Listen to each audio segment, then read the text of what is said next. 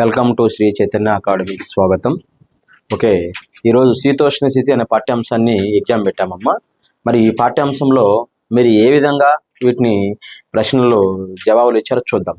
Okay, first ప్రశ్న వచ్చేసి okay క్రింది వానిలో సరైంది అన్నాడమ్మా. జనరల్గా శీతోష్ణ స్థితి అనే చాప్టర్ని డిస్కషన్ చేస్తున్నాం. శీతోష్ణ స్థితి అంటే ఏంటి? శీతోష్ణ స్థితి అంటే ఏం లేదమ్మా, ఒక ప్రదేశంలోనన్నా ఎక్కడైనా కానీ, తిరుపతి ప్రాంతంలో కానీ ఎక్కడైనా కానీ గాలిలో నీటి ఆవిరి ఉంటుంది, అక్కడ ఉష్ణోగ్రత ఉంటుంది, అక్కడ పవనాలు ఉంటాయి, అక్కడ ఆర్ద్రత ఉంటుంది, అక్కడ వర్షపాతం ఉంటుంది. ఈ మొత్తాన్ని రెండు అక్షాంశాల మధ్య 50 నుంచి 100 సంవత్సరాలు అంచనా వేస్తే దాన్నే శీతోష్ణ స్థితి అంటారు. శీతోష్ణ స్థితి అనగా ఒక ప్రదేశంలో ఆర్ద్రత, అవపాతం, ఉష్ణోగ్రత, వర్షపాతం, పవనము మొత్తం సరాసరిని శీతోష్ణ స్థితి అంటారు. ఓకేనా? ఇక్కడ ప్రశ్న ఏంటి? క్రింది వానిలో సరైంది అన్నాడమ్మా. మరియు శీతాకాలంలో సముద్రం దూరంగా ఉన్న ప్రాంతాలలో ఉష్ణోగ్రత ఎక్కువ అన్నాడు. అంటే శీతాకాలంలో సముద్రం దగ్గరగా ఉన్న ప్రాంతాలలో మరి టెంపరేచర్ ఎక్కువగా ఉండదు, మరి టెంపరేచర్ తక్కువగా ఉండదు. ఓకే, ఎక్కడ? సముద్రానికి దగ్గరగా ఉన్న ప్రాంతాలు. సముద్రానికి దూరంగా ఉన్న ప్రాంతాల్లో శీతాకాలంలో విపరీతమైన చలి ఉంటుంది, వేసవి కాలంలో విపరీతమైన వేడి ఉంటుంది. ఇలాంటి స్థితిని ఖండాంతర్గత శీతోష్ణ స్థితి అంటారు. ఎగ్జాంపుల్, అనంతపురంలో ఎండలు ఎక్కువగా ఉంటుంది, చలి ఎక్కువగా ఉంటుంది. అదే విశాఖపట్నంలో మరి అంత వేడిగా ఉండదు, మరి అంత చల్లగా ఉండదు. ఇక్కడ నేను శీతాకాలం గురించి మాట్లాడుతున్నానంటే సముద్రం దగ్గరగా ఉన్న ప్రాంతాల్లో వెచ్చగా ఉంటుంది, సముద్రానికి దూరంగా ఉన్న ప్రాంతాల్లో చల్లగా ఉంటుంది. రీజన్ ఏంటంటే సముద్రము భూమి ఒకేసారి వేడెక్కవు. భూమి వేడిగా ఉంటే సముద్రం చల్లగా ఉంటుంది, సముద్రం చల్లగా ఉంటే భూమి వేడిగా ఉంటుంది. చలికాలంలో భూమి అంతా చల్లబడిపోతుంది కాబట్టి ఆటోమేటిక్గా భూభాగం అంతా చల్లబడిపోయేసి అక్కడ చల్లని గాలులు ఉంటాయి. అదేవిధంగా సముద్రం అనేది లేటుగా చల్లబడుతుంది కాబట్టి వెచ్చగా ఉంది. మీరు గమనించి అంటారు, శీతాకాలం అంటే డిసెంబర్ టు ఫిబ్రవరి మధ్య కాలంలో మనం శివరాత్రి పండగ చూస్తాం. ఆ పండగ సమయంలో పొద్దున్న అర్లీ మార్నింగ్ బోరు కొడితే మనము బోర్లో నుంచి ఎచ్చగా నీళ్ళు వస్తాయి, కానీ బోరు రాడ్డు మాత్రం పట్టుకోవాలంటే చల్లగా ఉంటుంది. అంటే రాడ్ అనేది భూభాగం పైన కాబట్టి చల్లగా ఉంది. భూమిలో ఉండే వాటర్ కూడా భూభాగంలో ఉండేది, కానీ భూమికి సముద్రానికి ఎప్పుడు వ్యతిరేకతగా ఉంటుంది. ఇది చల్లగా ఉంటే అది వేడిగా ఉంటుంది. అంటే సముద్రం దూరంగా ఉన్న ప్రాంతాల ఉష్ణోగ్రత ఎక్కువ తక్కువ అంటే ఇక్కడ ఏం రాశారు? ఎక్కువ రాశారు. అంటే ఇది రాంగ్ అని అర్థం. నెక్స్ట్, వేసవి కాలం సముద్రం దగ్గరగా ఉన్న ప్రాంతాల్లో ఉష్ణోగ్రత ఎక్కువ అన్నాడు. వేసవి కాలంలో సముద్రం దగ్గరగా ఉన్న ప్రాంతాల్లో ఉష్ణోగ్రత ఎక్కువగా ఉన్నాడు. ఉష్ణోగ్రత ఎక్కువగా ఉండదు. సముద్రానికి దూరంగా ఉన్న ప్రాంతాల్లో ఉష్ణోగ్రత ఎక్కువగా ఉంటుంది, సముద్రానికి దగ్గరగా ఉన్న ప్రాంతాల్లో ఉష్ణోగ్రత తక్కువగా ఉంటుంది. ఎందుకంటే నీరు కదా, నీరు ఎండాకాలంలో చల్లగా ఉంటుంది. ఆ చల్లని గాలి సముద్రానికి అంచుల్లో తగిలిందంటే టెంపరేచర్ మిగతా వాటితో పోలిస్తే చల్లగా ఉంటుంది కదా, అవునా కదా? ఇప్పుడు నువ్వు సముద్రానికి వెళ్ళు ఎండాకాలంలో, నీకు చల్లగా ఉంటుంది. అదే చలికాలంలో సముద్రానికి వెళ్ళు, వెచ్చగా ఉంటుంది. నేను ముందే చెప్పాను, రెండు వ్యతిరేకంగా ఉంటాయి అంటాను. ఏదేది వ్యతిరేకంగా ఉంటాయి?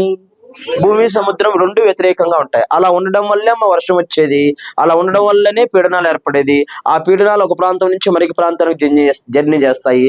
హై ప్రెజర్, లో ప్రెజర్ వైపు వెళ్ళడానికి ప్రయత్నం చేస్తుంది. ఇదంతా కారణము భూమి, సముద్రం ఒకేసారి వేడెక్కకపోవడం వల్ల జరుగుతుంది. అంటే వేసవి కాలం సముద్రం దగ్గరగా ఉన్న ప్రాంతాల్లో ఉష్ణోగ్రత ఎలా ఉంటుంది? తక్కువగా ఉంటుంది. ఇక్కడ మాత్రం ఎక్కువ.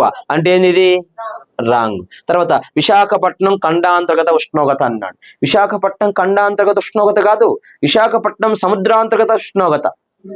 ఓకే, విశాఖపట్నం మరి వేడిగా ఉండదు, మరి చల్లగా ఉండదు. అనంతపురం మరి వేడిగా ఉంటుంది, చల్లగా ఉంటుంది. అనంతపురం వచ్చేసి ఖండాంతర్గత శీతోష్ణ స్థితి, విశాఖపట్నం వచ్చేసి సముద్రాంతర్గత శీతోష్ణ స్థితి. కానీ ఈడేమిచ్చాడు? ఖండాంతర్గత శీతోష్ణ స్థితి ఇచ్చాడు. అంటే ఇది కూడా తప్పు. తర్వాత అనంతపురం ఖండాంతర్గత శీతోష్ణ స్థితి కాదా? ఖండాంతర్గత శీతోష్ణ స్థితి అంటే ఏంటి?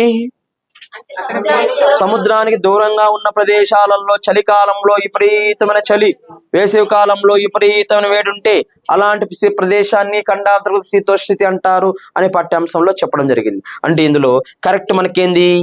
డి. ఓకే, ఇది డి కరెక్ట్. ఓకే, ఆన్సర్ వచ్చేసి డి అన్నా. ఏ ప్రశ్నకు?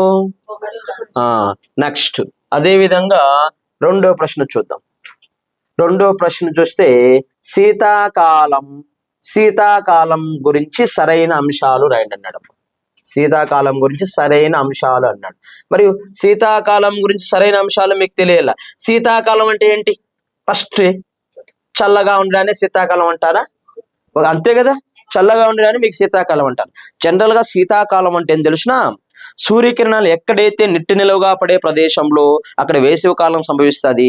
సూర్యకిరణాలు ఎక్కడైతే ఏటవాలుగా పడే ప్రదేశంలో అక్కడ శీతాకాలం సంభవిస్తుంది. శీతాకాలం అంటే చల్లని ప్రదేశం అని చెప్తాం. ఓకే, ఇప్పుడు జనరల్ గా ఇది ఎర్తునన్నా, ఇది ఎరుతు. భూమి సూర్యుని చుట్టూ తిరుగుతున్నదా, తిరగడం లేదా? తిరుగుతున్నది. మరి భూమి సూర్యుని చుట్టూ తిరిగినప్పుడు మీరు నార్త్ లో ఉన్నారా, సౌత్ లో ఉన్నారా? మీరు నార్త్ లో ఉన్నారా, సౌత్ లో ఉన్నారా? మీరంటే ఎవరు? ఇండియా. అంటే భారతీయులు నార్త్ లో ఉన్నారా, సౌత్ లో ఉన్నారా? నార్త్ లో ఉన్నారు. అంటే ఉత్తరార్ధగోళంలో ఉన్నారా, దక్షిణార్ధగోళంలో ఉన్నారా? ఉత్తరార్ధగోళంలో. భూమి ఎవరి చుట్టూ తిరుగుతున్నది? భూమి సూర్యుని చుట్టూ తిరగడాన్ని ఏమంటున్నాము? భూ పరిభ్రమణలో ఎలాంటి ఫలితాలు సంభవిస్తున్నాయి? ఋతువులు సంభవిస్తున్నాయి కదా, ఋతువులు సంభవిస్తున్నాయి. ఋతువులనే కదా మీరు కాలాలు అనేది. ఇప్పుడు కాలాల గురించి కదా నేను మాట్లాడేది. ఏ కాలం గురించి మాట్లాడుతున్నాను? శీతాకాలం. మరియు శీతాకాలం మన దేశంలో ఏర్పడడానికి ప్రధాన కారణం భూమి సూర్యుని చుట్టూ తిరగడం వల్ల, సూర్యకిరణాలు నెట్టిలుగా దక్షిణార్ధగోళంలో పడడం వల్ల, మరియు ఏటవాలుగా ఏ గోళంలో పడుతున్నాయి? ఉత్తరార్ధ. అంటే సూర్యుడు మనకి దగ్గరగా ఉన్నాడా, దూరంగా ఉన్నాడా? దూరంగా ఉన్నాడు. దూరంగా ఉండడం వల్ల కాంతి తగ్గుతుందా, పెరుగుతుందా? తగ్గుతుంది. కాంతి తగ్గిందంటే టెంపరేచర్ తగ్గుతుంది. టెంపరేచర్ తగ్గడం వల్ల ఏ కాలం అది? శీతాకాలం. మరియు శీతాకాలం గురించి సరైన అంశాలు అన్నాడు. అంటే మన దేశంలో శీతాకాలం ఏర్పడడానికి ప్రధాన కారణం భూమి సూర్యుని చుట్టూ తిరగడం వల్ల, సూర్యకిరణాలు నెట్టినలుగా దక్షిణార్ధగోళంలో పడడం వల్ల, దక్షిణార్ధగోళంలో వేసవి కాలం సంభవిస్తున్నది, ఉత్తరార్ధగోళంలో శీతాకాలం. ఉండేది రెండు గోళాలే కదా, రెండు అర్ధగోళాలే కదా. ఉత్తరార్ధగోళంలో సమ్మర్ ఉంటే దక్షిణార్ధగోళంలో వింటర్ ఉంటుంది. ఒకవేళ దక్షిణార్ధగోళంలో వింటర్ ఉంటే ఉత్తరార్ధగోళంలో సమ్మర్ ఉంటుంది. ఇలా ఎప్పుడు వ్యతిరేకంగా ఉంటుంది. ఇప్పుడు మీరు సమ్మర్ని అనుభవిస్తున్నారా, వింటర్ని అనుభవిస్తున్నారా? సమ్మర్ని అనుభవిస్తున్నారు. ఆ సమ్మర్ ఆగస్టు వరకు సమ్మర్ యావరేజ్ గా ఉంటుంది. అంటే మీరు సమ్మర్ని అనుభవిస్తున్నారంటే మీరు ఉత్తరార్ధగోళంలో ఉన్నారు. మరి దక్షిణార్ధగోళంలో ఉండేవాడు, ఆస్ట్రేలియా వాడు వింటర్ అనుభవిస్తున్నాడు. వాడు శీతాకాలం అనుభవిస్తున్నాడు. వాడికి సూర్యుడు చాలా దూరంలో ఉన్నాడు. అందువల్ల వాడిని మనం పోల్చుకుందాం. ఓకే, ఇక్కడ అల్ప ఉష్ణోగ్రత అన్న, అల్ప ఉష్ణోగ్రత ద్రాస్ సెక్టార్ -40 డిగ్రీలు అన్నాడు. కరెక్ట్. -40 నుంచి 45 డిగ్రీలు టెంపరేచర్ ఉంటుంది. ఎక్కడ? ద్రాస్ సెక్టార్ లో -40 నుంచి 45 డిగ్రీలు ఉంటుంది. అప్డేట్ వచ్చేసి 45, కంటెంట్ వచ్చేసి 40. ఎప్పుడు మార్పు ఉండదు. ఈ -40 నమోదు అవుతానే ఉంటుంది. కానీ కరెంట్ డేటా ప్రకారం ఇటీవల కాలంలో ఎన్ని డిగ్రీలు నమోదైంది? -45 డిగ్రీస్ నమోదైంది. ఓకే, ఇది -40 అయినా కరెక్టే, -45 అయినా కరెక్టే. నెక్స్ట్, ఇదే శీతాకాలంలో పవనాలు భూమి నుంచి సముద్రం వైపు ప్రయాణించును. పవనాలు భూమి నుంచి సముద్రం వైపు ప్రయాణించును. రైటా? ఓకే, పవనాలు భూమి నుంచి సముద్రం వైపు ప్రయాణించును అంటున్నారే. మరి పవనాలు ఎల్లప్పుడూ ఎక్కడి నుంచి ఎక్కడికి వెళ్తాయి? అధిక పీడనం నుంచి అల్పపీడనం. అధిక పీడనం అంటే చల్లగా ఉందా, వేడిగా ఉందా? మరి భూమి శీతాకాలంలో చల్లగా ఉందా, వేడిగా ఉందా? చల్లగా ఉందంటే హై ప్రెజరా, లో ప్రెజరా? హై ప్రెజర్ ఎక్కడికి వెళ్తాది? లో ప్రెజర్కి వెళ్తాది. ఏ కాలంలో? ఎస్, పవనాలు భూమి నుంచి సముద్రం వైపు ప్రయాణించును. కరెక్ట్. జెట్ స్ట్రీమ్స్ మన దేశంలోకి ప్రవేశించును. ఏ కాలంలో? శీతాకాలం. జెట్ స్ట్రీమ్స్ అనేటివి మధ్యధరా సముద్రం నుంచి వస్తాయి శీతాకాలంలో. ఈ జెట్ స్ట్రీమ్స్ గంటకు వచ్చి 184 కిలోమీటర్ల వేగంతో మన దేశంలో మొట్టమొదటిసారిగా రాజస్థాన్ లో 25వ అక్షాంశం వద్ద ప్రవేశించి ఉత్తర భారతదేశం ధ్వంసం చేస్తాయి. విపరీతమైన గాలులు, విపరీతమైన వర్షము, విపరీతమైన తేమ శాతం ఉంటుంది. నాన్న కొండల్లో ఎక్కడ చూసినా మబ్బులు కమ్ముకొని ఉంటాయి. అందువల్ల నార్త్ ఇండియన్స్ వీటిని మహావత్ పవనాలు అంటారు, లేదా పశ్చిమ విక్షోభాలు అంటారు. విక్షోభాలు అంటే విధ్వంసం సృష్టించేటివి జెట్ స్ట్రీమ్స్. ఓకే, ఈ జెట్ స్ట్రీమ్స్ మన దేశంలో ఎస్ బాగానే ఉంది. జెట్ స్ట్రీమ్స్ దక్షిణ చైనా సముద్రం ప్రారంభమగును. ఏ సముద్రంలో ప్రారంభమవును? మధ్యధరా సముద్రంలో. అంటే తప్పు నాన్న, ఇది ఆన్సర్ ఏ, బి, సి. అంటే ఆన్సరు సి. తర్వాత ఏబిసి ఆన్సర్. తర్వాత మూడో ప్రశ్న అమ్మా, శీతోష్ణ స్థితిని ఏనన్నా శీతోష్ణ స్థితిని ప్రభావితం చేయు అంశాలు అన్నాడు. శీతోష్ణ స్థితి అంటే ఏంటి? ఆర్ద్రత, అవపాతం, ఉష్ణోగ్రత, వర్షపాతం, పవనము మొత్తం సరాసరిని ఏమంటారు? శీతోష్ణ స్థితి అంటారు. మరి శీతోష్ణ స్థితిని ప్రభావితం చేస్తున్నది అంటే చల్లగా ఉందా, వేడిగా ఉందా? దేని ద్వారా తెలుసుకోవచ్చు? ఎత్తు పెరిగిందంటే చల్లగా ఉంటుంది. ప్రతి 165 మీటర్లు ఎత్తుకుపోయే కొలది 1 డిగ్రీ సెంటీగ్రేడ్ తగ్గిపోతుంది. ప్రతి 1000 మీటర్లు ఎత్తుకుపోయే కొలది 6.4 డిగ్రీస్ టెంపరేచర్ తగ్గుతుంది. అంటే ఎత్తు క్లైమేట్ ను ప్రభావితం చేస్తుందా, చేయదా? అది ఎక్కువైనా చేయొచ్చు, తక్కువైనా చేయొచ్చు, కానీ ఖచ్చితంగా 100% చేస్తుంది. ఒకటి option A correct. Option B ఏంటి? పవనాలు. పవనాలు కూడా ప్రభావితం చేస్తాయి దేనిని? శీతోష్ణ. ఇప్పుడు చల్లని గాలి ఉంది ఇక్కడ, మరి వేడి గాలి దగ్గరికి పోదా? పవనాలు అంటే హై ప్రెషర్ టు లో ప్రెషరా కాదా? మరి పవనాలు ప్రాంతం నుంచి మరొక ప్రాంతానికి వెళ్తే ఇక్కడున్న చల్లని పవనాలు అక్కడికి వెళ్తే వాళ్ళని చల్లబరుస్తాయా, చల్లబరచవా? ఒకవేళ ఇక్కడ నుంచి వెచ్చని పవనాలు అక్కడికి వెళ్తే వాళ్ళని వెచ్చబరుస్తాయా, వెచ్చబరచవా? ఇప్పుడు అమెరికాలో చల్లగా ఉంటుంది ప్రాంతం, వెచ్చని పవనాలు బేసి అమెరికాలో టచ్ అయితే అమెరికా వాళ్ళు వెచ్చదనం పొందుతారా లేదా? అలా పవనాలు కూడా దేన్ని ప్రభావితం చేస్తాయి? శీతోష్ణ. నెక్స్ట్ ఏంటి? వర్షపాతం. మరి వర్షపాతం ఎక్కువగా నమోదైందంటే ఆ ప్రాంతం చల్లబెడుతుందా లేదా? చల్లబడుతుందంటే క్లైమేట్ ఆటోమేటిక్ గా తేడా మార్పు వస్తుందా లేదా? అంటే ఇది కూడా ప్రభావితం చేస్తుంది. నెక్స్ట్ ఏంటి? సముద్రయానం. మరి సముద్రయానం ఏమైనా ప్రభావితం చేస్తుందా? చేయదే. సముద్రానికి దానికి సంబంధమే లేదు. సముద్రానికి దానికి సంబంధమే లేదు. నువ్వు బహుశా సముద్రయానం చేసుకో, నువ్వు చేసుకుంటా పోతే ప్రభావితం సముద్రం యానం ప్రభావితం చేయదు. ఏమి ప్రభావితం చేస్తుంది? సముద్ర ప్రవాహాలు ప్రభావితం చేస్తాయి. ఏం చేస్తాయి? సముద్ర ప్రవాహాలు ప్రభావితం చేస్తాయి. కానీ మీకు అందరికీ తెలిసిన భూమి తన చుట్టూ తాను తిరగడం వల్ల మరి సముద్ర ప్రవాహాలు ఏర్పడతాయి. సముద్ర ప్రవాహాలు 2 రకాలు: ఉష్ణ ప్రవాహాలు, శీతల ప్రవాహాలు. ఉష్ణ ప్రవాహాలు భూమధ్య రేఖ నుంచి ధృవాలకు వెళ్తాయి, ధృవాల వద్ద ప్రభావితం చేస్తాయి. ధృవాల నుంచి వచ్చే శీతల ప్రవాహాలు భూమధ్య రేఖ దగ్గరికి వస్తాయి, ఏళ్ళను కూడా ప్రభావితం చేస్తాయి. అంటే అక్కడ వాళ్ళు నార్త్ లో ప్రభావితం అవుతున్నారు, ఇక్కడ ఈక్వేటర్ వద్ద ప్రభావితం అవుతున్నారు. అంటే సముద్ర ప్రవాహాలు ప్రభావితం చేస్తాయి, కానీ సముద్ర యానం అనేది ప్రభావితం చేయదు. అంటే ఇక్కడ రాంగు. ఆన్సర్ ఏంటి? శీతోష్ణ స్థితిని ప్రభావితం చేయు అంశాలు ఏ, బి, సి. ఓకే, ఎంతమంది పెట్టారమ్మా దీని ఆన్సర్ ను? ఓకే, చెప్పాను కదా నేను. నాకు తెలుసండి మీ గురించి, మిమ్మల్ని నేను 18 సంవత్సరాల నుంచి గమనిస్తూనే ఉన్నాను. ఓకే ఓకే, అది విషయము. Don't worry. మనం ఖచ్చితంగా చైతన్య అకాడమీ మిమ్మల్ని ముందుకు తీసుకెళ్తాది 100%. ఇలా చేయకపోతే నెక్స్ట్ ఎగ్జామ్ లో చేస్తారు, అంతే కదా, పెద్ద విషయం ఏముంది. ఓకే, తిరుపతిలో మనం గమనించండి, యూజ్ చేసుకోండి. హాస్టల్ వార్డెన్స్ ఎవరైనా ఉన్నా, గ్రూప్ 2 ఆస్పిరెంట్స్ ఎవరైనా ఉన్నా కూడా శ్రీ చైతన్య అకాడమీ బాలాజీ కాలనీలో ఉంది, బ్యాచ్ స్టార్ట్ చేశారు, యూజ్ చేసుకోండి. నెక్స్ట్ వచ్చేసి 4th క్వశ్చన్ అమ్మ. 4th క్వశ్చన్ ఏంటి? 4th క్వశ్చన్ భారతదేశ శీతోష్ణ స్థితిని ప్రభావితం చేస్తున్న అంశాలు. ఓకే, మరి భారతదేశాన్ని ప్రభావితం చేస్తున్న అంశాలు ఫస్ట్ ఆప్షన్ ఏంటి? హిమాలయాలు చేస్తాయా, చేయవా? చేస్తాయి. ఎత్తు ప్రాంతం నుంచి చల్లని గాలులు రాకుండా, ధృవాల నుంచి చల్లని గాలులు రాకుండా, సైబీరియా ప్రాంతం నుంచి చల్లని గాలులు రాకుండా అడ్డుగిస్తున్నాయి. హిమాలయాలు ఎత్తుండడం వల్ల నదులన్నీ మంచు పడేసి నదులు ప్రయాణిస్తున్నాయి. ఆ నదుల ప్రభావం వల్ల కింద వాతావరణం అనుకూలంగా ఉంటుందా, ఉండదా?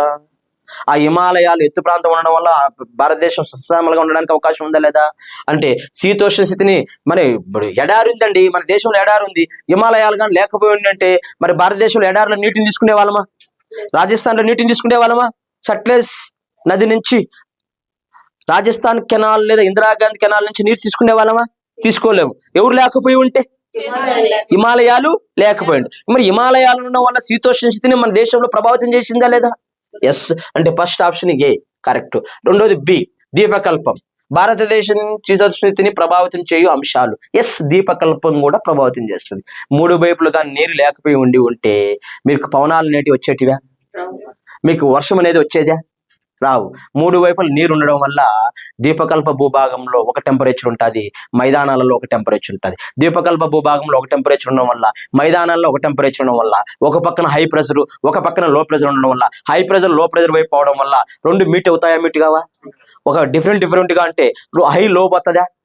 హై లో పోతుంది. 2 ఒకే విధంగా భూభాగం ఉంటే అక్కడ హైయే, ఇక్కడ హైయే, లేదా అక్కడ లోనే, ఇక్కడ లోడే. అంటే అక్కడ అల్పపీడనమే, ఇక్కడ అల్పపీడనమే ఒకే విధంగా ఉంటే భూభాగం, లేదా భూభాగం తేడా ఉంటే ఒక ప్రాంతంలో అధిక పీడనం ఉంటుంది, ఒక ప్రాంతంలో అల్పపీడనం ఉంటుంది. మరి దక్షిణ భారతదేశం సముద్రం ఉండడం వల్ల మేజర్ గా టెంపరేచర్ అనేది ప్రభావితం అవుతుంది. అది నార్త్ లో సముద్రం ఉందా? లేదు. ఖచ్చితంగా దీపకల్పం అంటే ఏంటి మీకు తెలుసు. మరి భారతదేశం ప్రపంచంలో అతిపెద్ద 2వ దీపకల్పం కదా, అందుకు ఖచ్చితంగా ప్రభావితం జరిగిందా లేదా? ఏ దేశాన్ని? Option B correct. నెక్స్ట్ ఏంటి? Jet streams. మన దేశానికి జెట్ స్ట్రీమ్స్ రావడం వల్ల వర్షపాతం నమోదైందా లేదా? నార్త్ లో వర్షపాతం నమోదు కావడం వల్ల శీతాకాలంలో అక్కడ పంటలు పండించుకోవడానికి అనుకూలమా కాదా? గోధుమ పంట, బార్లీ పంట జెట్ స్ట్రీమ్స్ వల్ల లబ్ధి పొందుతున్నాయి పంటల. నార్త్ లో వర్షం పడితే అక్కడ సస్యానుసామలంగా పంటలు పండించుకోవడానికి అనుకూలమా కాదా? ఎస్. మరి ఇవి కూడా ప్రభావితం చేస్తాయి. నెక్స్ట్ 3 వైపుల సముద్రం. 3 వైపుల సముద్రం ఉంటే మనకు ఉందా లేదా? ఇది కూడా ప్రభావితం చేస్తుంది. అంటే ఆప్షన్ ఏంటి? A, B, C, D. అంటే డి ఆన్సర్. ఏంటన్నా? D answer. నెక్స్ట్ మరి తదుపరి క్వశ్చన్. దక్షిణ భారతదేశంతో పోలిస్తే ఇది బిట్టు. దక్షిణ భారతదేశంతో పోలిస్తే శీతాకాలంలో ఉత్తర భారతదేశంలో ఉష్ణోగ్రతలు తక్కువగా ఉండడానికి కారణాలు. ఇది బిట్టు, మంచి కాన్సెప్ట్ బిట్టు. ఇది కానీ మీరు కరెక్ట్ చేస్తే నాకు హ్యాపీగా ఫీల్ అవుతాను నేను. ఓకే, దక్షిణ భారతదేశంతో పోలిస్తేనన్నా ఇది దక్షిణ భారతదేశంతో పోలిస్తే మరి ఉత్తర భారతదేశంలో ఉష్ణోగ్రతలు తక్కువగా ఉండడానికి కారణాలు చెప్పండి. ఫస్ట్ ఖండాంతర్గత ప్రాంతం అన్నాడు. దక్షిణ భారతదేశంతో పోల్చి ఉత్తర భారతదేశంలో ఉష్ణోగ్రతలు తక్కువ ఉండడానికి కారణాలు అన్నాడు. ఫస్ట్ ఏమన్నాడు? ఖండాంతర ప్రాంతం. మరి ఉత్తర భారతదేశం ఖండాంతర్గత ప్రాంతమా కాదా? సముద్రానికి దూరంగా ఉందా లేదా? దూరంగా ఉందంటే ఖచ్చితంగా సౌత్ తో పోలిస్తే నార్త్ లో టెంపరేచర్ తక్కువ ఉంటుందా లేదా? సౌత్ తో పోలిస్తే నార్త్ లో టెంపరేచర్ ఎక్కువ ఉంటుందా లేదా? అంటే ఏడేమన్నాడు? తక్కువ ఉండడానికి కారణాలు అన్నాడు. తక్కువ ఉండడానికి కారణం ఖండాంతర్గత దూరం. రాజస్థాను, పంజాబ్ ప్రాంతాల్లో సముద్రం ఉందా? మరి నేపాల్ ఉత్తరప్రదేశ్, బీహారు ప్రాంతాల్లో ఏమైనా సముద్రం ఉందా? మరి అది ఖండాంతర ప్రాంతమా కదా? ఢిల్లీ ఖండాంతర ప్రాంతమా కదా? పంజాబ్ ఖండాంతర ప్రాంతమా కదా? ఎస్. అంటే సముద్రాలకు దూరంగా ఉండే ప్రదేశాన్ని ఖండాంతర ప్రాంతం అంటాము. టెంపరేచర్ తక్కువగా ఉందంట సౌత్ తో పోలిసి నార్త్ లో, అంటే అది ఖండాంతర ప్రాంతమా కదా? నెక్స్ట్ సైబీరియా నుండి చల్లని గాలులు వస్తాయి. సైబీరియా నుండి చల్లని గాలులు వస్తాయి. అంటే సైబీరియాకి దగ్గరగా ఉందా లేదా దూరంగా ఉంది? దగ్గరగా ఉంది. ఏదో విధంగా చల్లని గాలులు వస్తాయి. ఎక్కడికి? ఉత్తర భారతదేశానికి. ఓకే, ఇది కూడా కరెక్ట్. హిమాలయ మంచు ప్రాంతం. హిమాలయాల్లో మంచు పడితే మంచు కరగదా? కరిగి దిగు ప్రాంతాలకు రాదా? దిగు ప్రాంతాలకు వచ్చి వాటర్ శాతం ఫామ్ కావడం వల్ల ఆ ప్రదేశం చల్లగా ఉంటుందా వేడిగా ఉంటుందా? ఏ భారతదేశం? ఉత్తర భారతదేశంలో నదులు ప్రయాణించడం వల్ల ఆ ప్రదేశం చల్లగా ఉంటుందా ఉండదమ్మా? అంటే ఇది కూడా కరెక్ట్.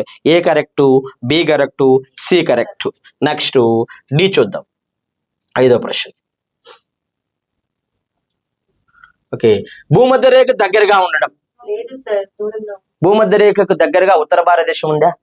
లేదు. ఏ భారతదేశం ఉంది? దక్షిణ భారతదేశం.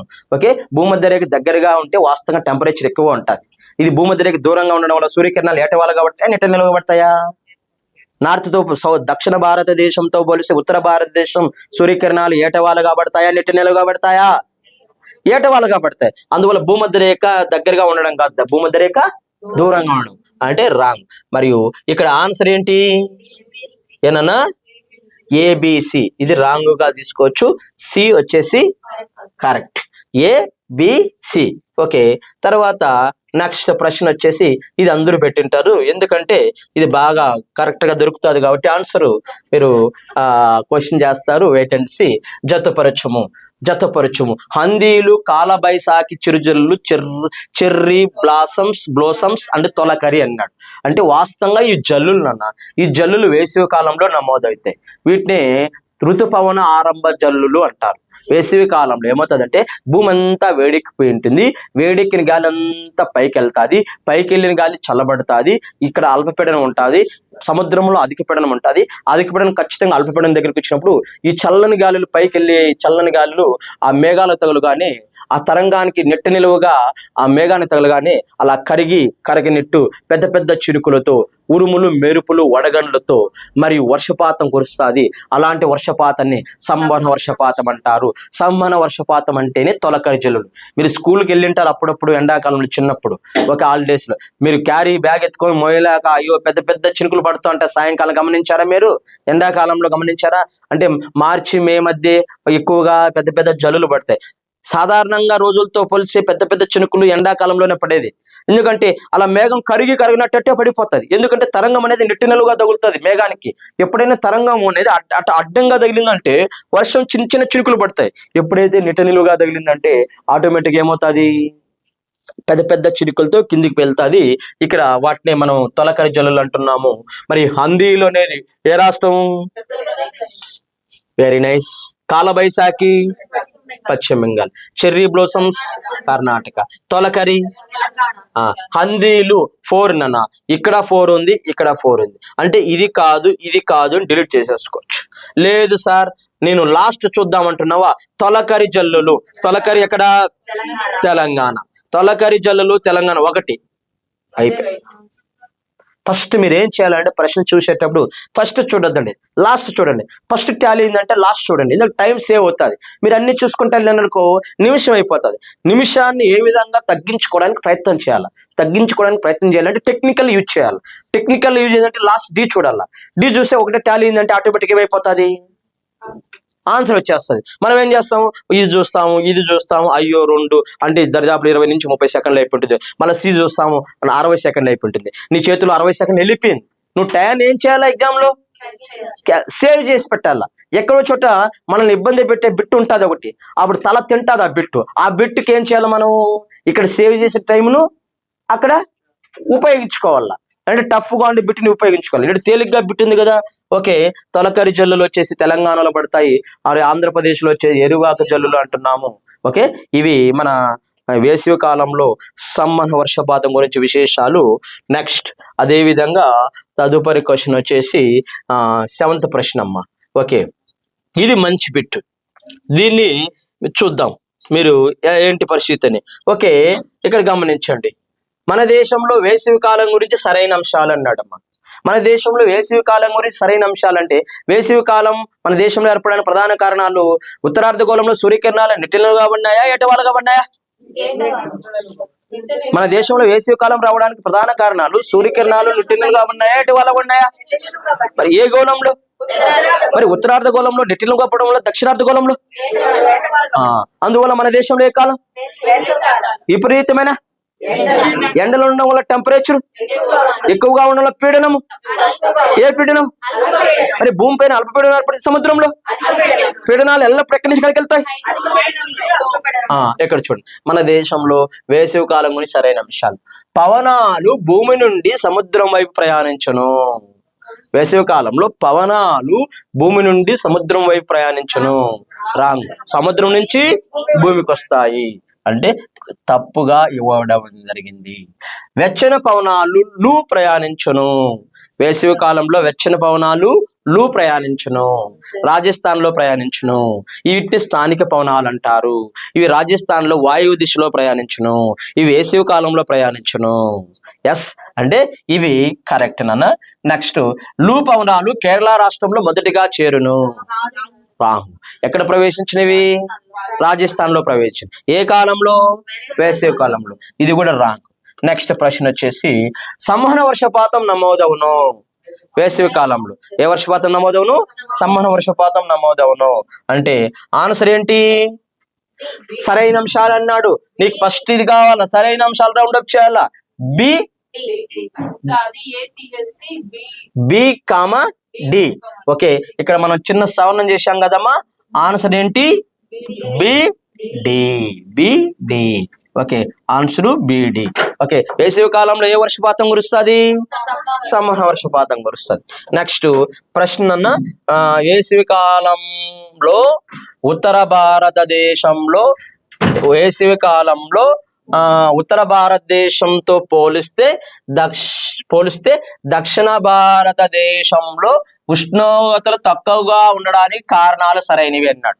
ఇక్కడ ప్రశ్న చాలా జాగ్రత్తగా ఉండాలి. ఏ భారతదేశంతో పోలిస్తే? అప్పుడు ఇంటూ ఉత్తరం పెట్టుకోవాలా. ఉత్తర భారతదేశంతో పోలిస్తే దక్షిణ భారతదేశంలో ఉష్ణోగ్రతలు తక్కువగా ఉండడానికి సరైన కారణాలు అన్నాడు. ఏ భారతదేశం? ఫస్ట్ సముద్ర ప్రవాహం. సముద్ర ప్రవాహం మన దేశాన్ని సౌత్ ఉంటుందా ఉండదా?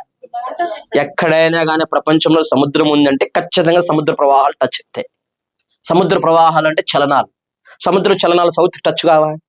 టచ్ అయితే నార్త్ తో పోలిస్తే సౌత్ లో ఖచ్చితంగా తక్కువ నమోదు అవడానికి అవకాశం ఉందా లేదా? అంటే ఏమ్మా సముద్రం ఉందా లేదా సౌత్ కు? మరి నార్త్ కి ఏమైనా సముద్రం ఉందా? మరి నార్త్ తో పోలిస్తే సౌత్ లో సముద్రం అలల్లో తాకడం వల్ల టెంపరేచర్ తక్కువ ఉండడానికి అవకాశం ఉందా లేదా? ఉంటుంది. ఎస్, సముద్ర ప్రవాహం కరెక్ట్. నెక్స్ట్, ఎత్తు పొలాలు కలిగి ఉండడం. నార్త్ తో పోలిస్తే సౌత్ ఎత్తు పొలాలు ఉన్నాయి. ఎత్తుకు పోయే కొద్ది టెంపరేచర్ తగ్గుతుందా తగ్గదా? టెంపరేచర్ తగ్గడం వల్ల సౌత్ లో టెంపరేచర్ నార్త్ తో పోలిస్తే సౌత్ లో టెంపరేచర్ డిఫరెంట్ గా ఉంటుందా లేదా? అంటే తక్కువగా ఉంటుందా లేదా? ఎత్తు పొలాలు ఉన్నాయి. గుట్టలు లేవా? పశ్చిమ కన్నవలు లేవా? తూర్పు కన్నవలు లేవా? నీలగిరి కొండలు లేవా? దక్కన పీఠభూమి లేదా? దక్కన పీఠభూమి ఎత్తుగా ఉందా లేదా? పీఠభూమి అంటే ఎత్తుగా ఉండి బల్లపరుపుగా ఉన్న సముదాయాన్ని పీఠభూమి అంటారు. పీఠభూముల్లో చల్లగా ఉంటుందా ఉండదమ్మా? అంటే ఎత్తు పొలాలు కలిగి ఉండడం. Yes, correct. తర్వాత దక్షిణ భారతదేశ భూభాగం వెడల్పు తక్కువ. ఎస్, దక్షిణ భారతదేశ భూభాగం వెడల్పు తక్కువే కదా. ఉత్తర భారతదేశం భూభాగం ఎక్కువ. దక్షిణ భారతదేశ భూభాగం చెప్పాను 22వ ఉత్తర అక్షాంశం నుంచి భూమధ్య రేఖ తగ్గుతూ హిందూ మహాసముద్రంలోకి చొచ్చుకొని పోయింది దక్షిణ భారతదేశం. అందువల్ల దక్షిణ భారతదేశ భూభాగం సైజు తగ్గుతా వచ్చింది. అంటే సముద్రం భూమిని ఆక్యుపై చేసిందా లేదా? చేయడం వల్ల సముద్రం భూమిని ఆక్యుపై చేయడం వల్ల క్లైమేట్ తగ్గడానికి అవకాశం ఉంటుందా లేదా? ఉంటుంది. ఎస్, ఇది కూడా కరెక్ట్. మరి దక్షిణ అర్ధగోళంలో ఉండడం. మనం ఏ గోళంలో ఉన్నాం? ఉత్తర అర్ధగోళంలో ఉన్నాం. అంటే ఆన్సర్ ఏంటి? ABC. Very nice, super. Okay, 9వ ప్రశ్న మీరు చేసేస్తారు నాన్న ఈజీగా. ఓకే, దత్తపరచము నైరుతు పవనాల క్రమం అన్నాడు. మరి జూన్ 1 ఎక్కడ ప్రవేశించును? కేరళ. జూన్ 10కి ఎక్కడ ప్రవేశించును? జూన్ 10 కర్ణాటక ప్రవేశించును. జూన్ 15 ఎక్కడ ప్రవేశించును? గుజరాత్ ప్రవేశించును. జూలై 1కి ఢిల్లీకి ప్రవేశించును. అంటే ఇక్కడ గమనిస్తే జూన్ 1 ఎక్కడ? కేరళ. ఓకే, ప్రశ్న ఎన్నోదమ్మా?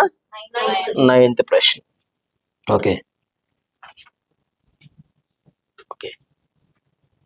జూన్ 1 కేరళ అన్నాడు. అంటే 1 వచ్చేసి ఏ వచ్చేసి 3. ఇక్కడ 3 ఉంది, ఇక్కడ 3 ఉంది, 2 చోట్ల 3 ఉంది. ఓకే, అలాంటప్పుడు వెంటనే మీరు ఏం చేయాలి తెలిసిన? లాస్ట్కి వెళ్ళిపోదాం. Last July 1 Delhi. డీకి 4 ఉండాలి. ఎక్కడ ఉంది డీకి 4? డీకి 1 ఉండాలి. ఏంటి ఆన్సర్? వచ్చేసింది డీకి 1. అంటే ఫస్ట్ చూడాలా, ఫస్ట్ టాలీ అవుతున్నాయి. A3 టాలీ అయింది. B4 టాలీ అయింది. ఇంకా అర్థం కాలేదు అంటే టైం వేస్ట్ అయిపోతుంది. దీన్ని సేవ్ చేయాలంటే అంటే నువ్వు ఏం చేయాలా? డీకి వెళ్ళిపోతే మరి డి నీకు తెలిసిపోయింది. జూలై 1వ తేదీన నైరుతి ఋతుపవనాలు ఢిల్లీలో ప్రవేశించునని చెప్పు. జనరల్ గా నైరుతి ఋతుపవనాల వల్లనే కదా భారతదేశంలో అధికంగా వర్షపాతం నమోదయ్యేది.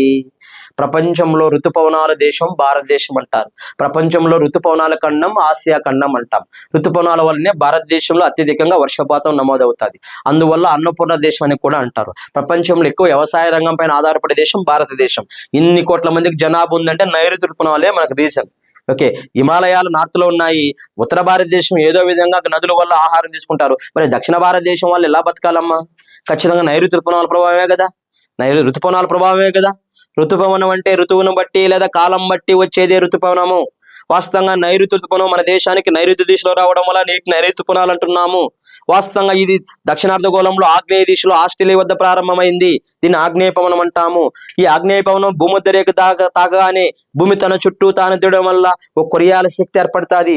కొరియాల శక్తి ఆధారంగా భూమధ్య రేఖ పవనము అలా పైకి వచ్చి కుడివైపు కొంగి కుడివైపున భారతదేశం ఉండడం వల్ల ఆ కుడివైపునే నైరుతి ఋతుపవనాలు అని చెప్పుకోవడం జరిగిందా లేదమ్మా? ఆ నైరుతి ఋతుపవనాలు భారతదేశంలో కేరళ అనే ప్రాంతంలో 2గా విడిపోయేసి, కేరళలోని పాల్ఘాట్ అనే ప్రాంతంలో 2గా విడిపోయేసి అలా అరేబియా శాఖగా, బంగాళాఖాత శాఖగా అలా విడిపోయేసి లాస్ట్ మళ్ళీ యుద్ధులు వచ్చేసి పంజాబ్ లో లుధియానా అనే ప్రాంతంలో మళ్ళీ కలిసిపోయి ఏకంగా ఈశాన్య దిశలో మళ్ళీ వెనుదిరగడం వల్ల వీటిని ఏమంటున్నాం మనము?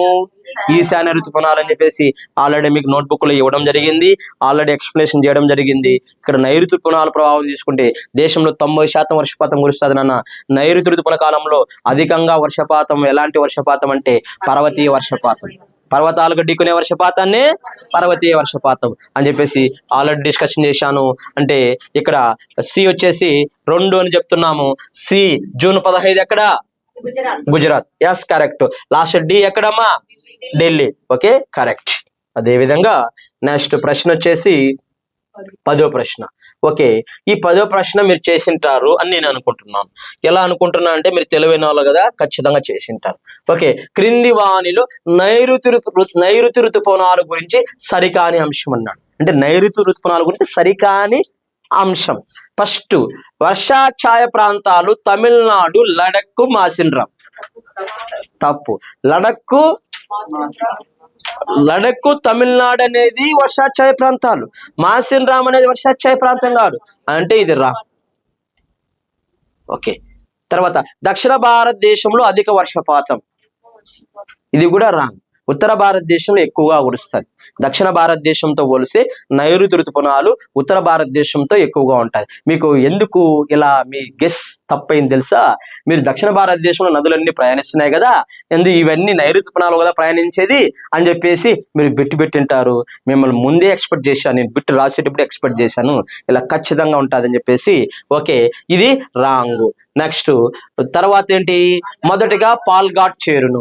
ఎస్, కేరళలోనే మొదటిగా పాల్ఘాట్ చేరుతుంది నాన్న. ఏ ఋతుపవనము? ఏ రాష్ట్రంలో? ఏ తేదీన? జూన్ 1వ తేదీన. వెరీ నైస్, చాలా బాగా చదువుతున్నారు. ఇక్కడ కరెక్ట్. నైరుతి శాఖలు 2గా విడిపోవును. కరెక్ట్. మరి సరికాందా సరైందా? సరికాంది ఏంటి? ఏబి. ఏ కామా బి అంటే ఇది సరికాంది. ఎస్. నెక్స్ట్ నాన్న మరొక క్వశ్చన్. ఎందుకంటే నైరుతి ఋతుపవనాల గురించే బిట్ అడుగుతాడు ఎగ్జామినర్, అందుకోసం వీటిని ఫోకస్ చేశాను.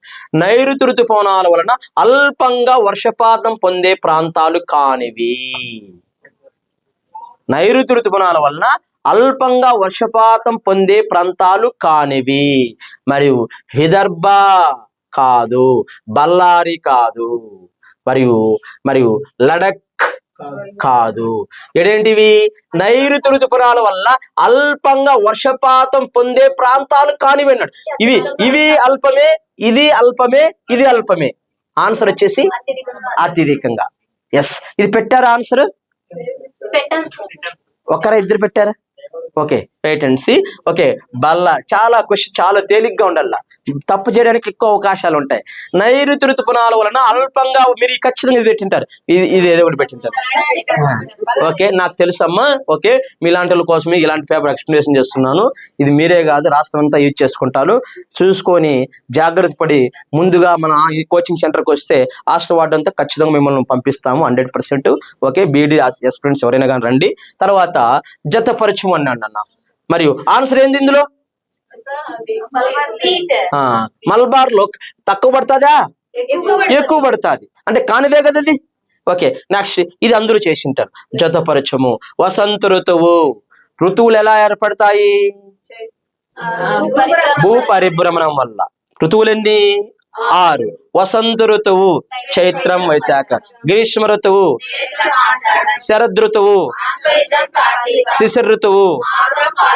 ఓకే, ఆన్సర్ ఏంటి? ఓకే, ఫస్ట్ ఏం చేద్దామంటే శిశిర ఋతువు ఒకటి గుర్తిద్దాము. డి వచ్చి 3 అంట. ఎక్కడుంది? లాస్ట్. చూడండి, సింపుల్ గా వెళ్ళిపోయి చూడు బిట్టు. నీదంతా ఫస్ట్ నుంచి చేసుకుంటా వచ్చేసే టైం అంతా వేస్ట్ అవుతుంది. ఓకే, ఇక్కడ వసంత ఋతువు 1, గ్రీష్మ ఋతువు 2, శిశిర ఋతువు ఏది? శిశిర ఋతువు సారీ శరద్ ఋతువు 4 ఉంది. ఇది కరెక్ట్. వీడి వరకు రావాలి కదా నువ్వు, దానికన్నా ఈ లాస్ట్ తీసుకుంటే సింపుల్ గా ఉండడానికి అవకాశం ఉంటుంది. ఓకే, నెక్స్ట్ నన్ను 13వ ప్రశ్న. దేశంలో మధ్యస్థ వర్షపాతం పొందే ప్రాంతాలు. దేశంలో సాధారణంగా వర్షపాతం విస్తరణ ఏ విధంగా తయారు చేస్తామంటే అధిక వర్షపాతం ప్రాంతాలు అంటారు, ఏనా మధ్య వర్షపాతం ప్రాంతాలు అంటారు, సాధారణ వర్షపాతం ప్రాంతాలు అంటారు, అల్ప వర్షపాతం ప్రాంతాలు అంటారు. ఇవి జనరల్ గా ప్రపంచంలో అయినా భారతదేశంలో అయినా.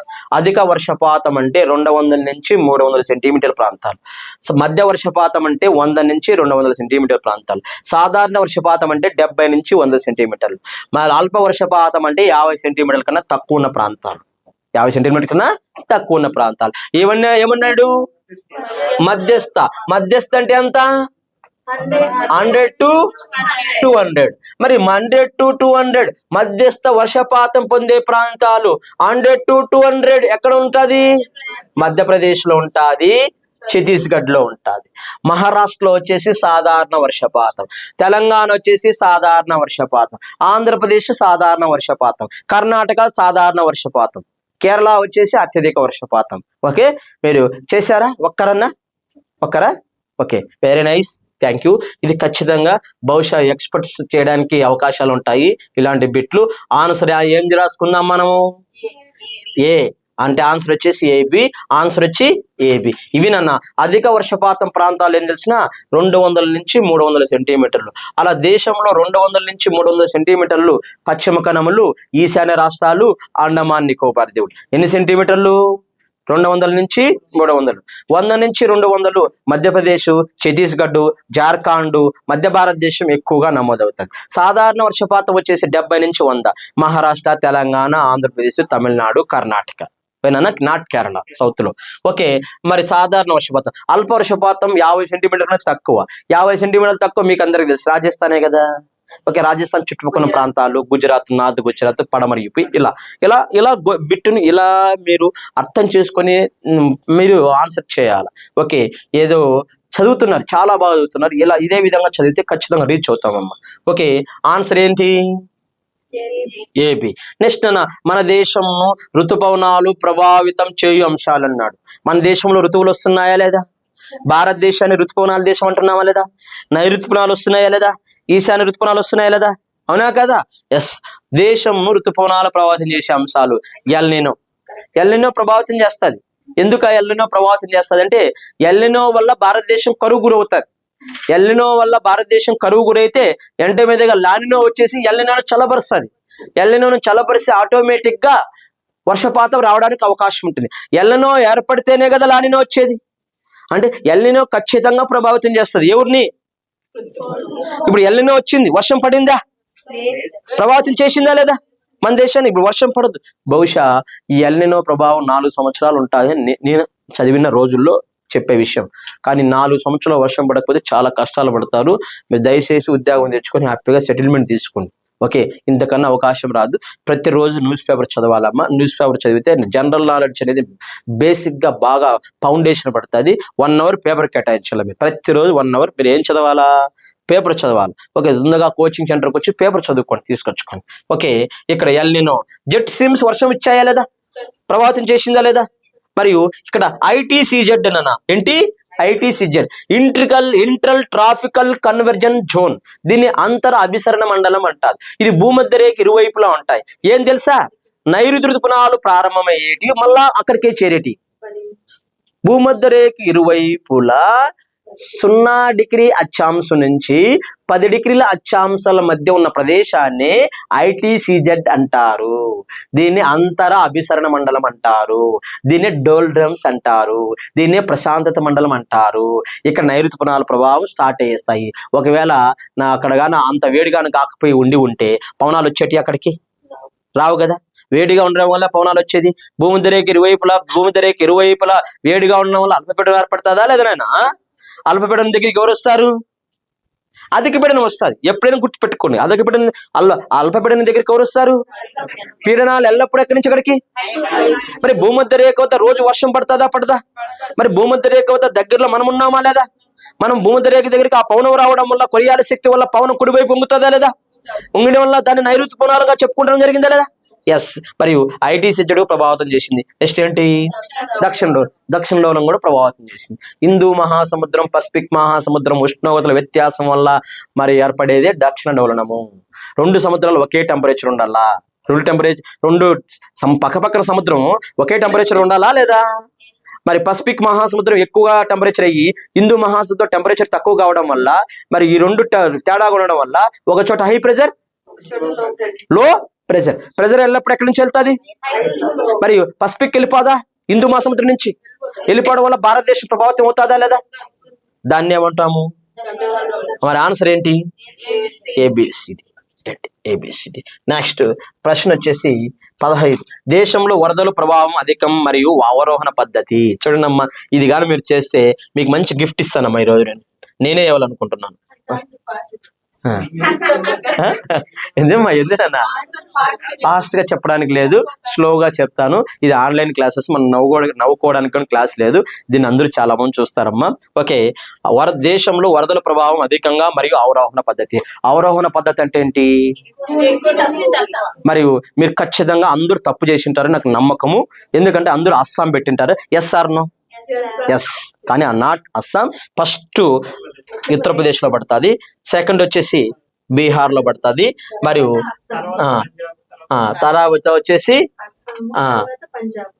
ఓకే వెరీ నైస్, తర్వాత పంజాబు, తర్వాత లాస్ట్ వచ్చేసి అస్సాం. ఓకే, ఇది నన్న విశేషాలు, దరిదాపులు పంజాబు, అస్సాం. నేను నోట్బుక్లు చెప్పాను, వ్యాలీస్ సహా ఇచ్చాను. ఫస్ట్ వచ్చేసి యూపీలో ఎక్కువగా ఉంటుందండి, తర్వాత బీహార్. యూపీలో పడుతుంది ఆటోమేటిక్ బీహార్ లో పడుతుంది. యూపీ మరి బీహార్ పక్కనే కదా.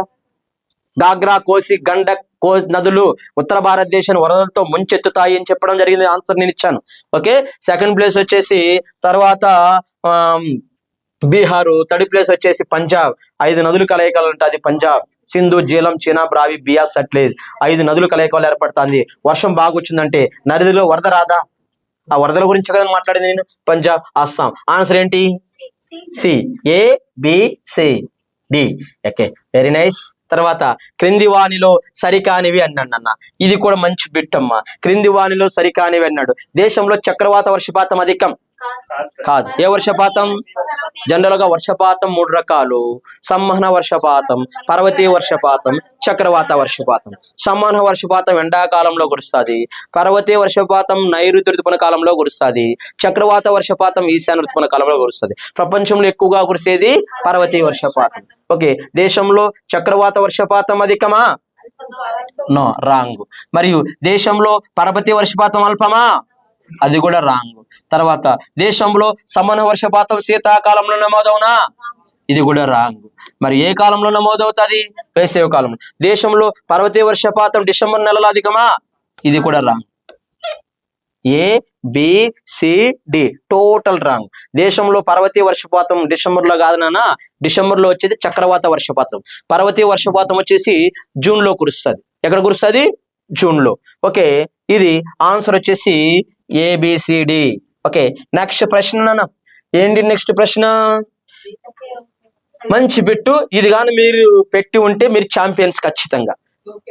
ఒక రోజులో అధిక వర్షపాతం పొందిన ప్రాంతాలు అన్నాడు. ఒక రోజులో అధిక వర్షపాతం పొందిన ప్రాంతాలు.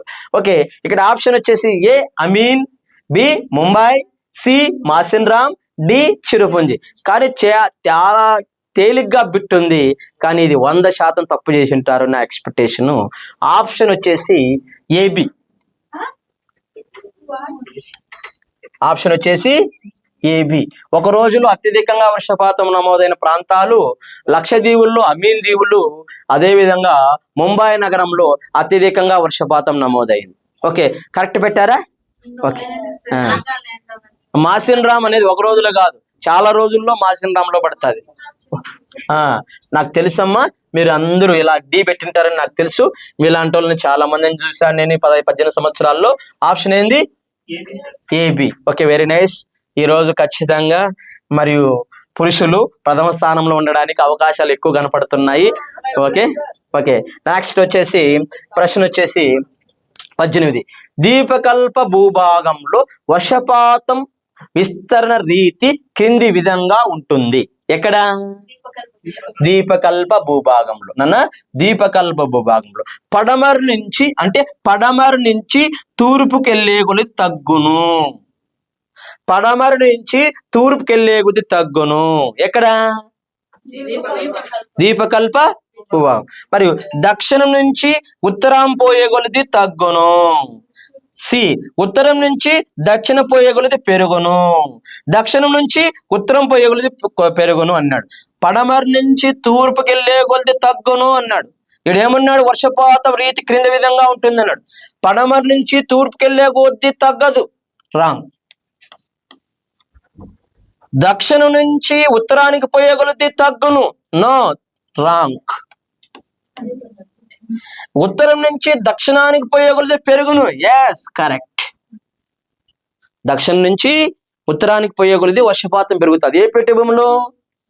అందువల్లే కాదు నా మధ్య భారతదేశంలో అడవులు ఎక్కువగా ఉండేది మధ్యప్రదేశ్ లో. ఏమ్మా? అదే ఉత్తరం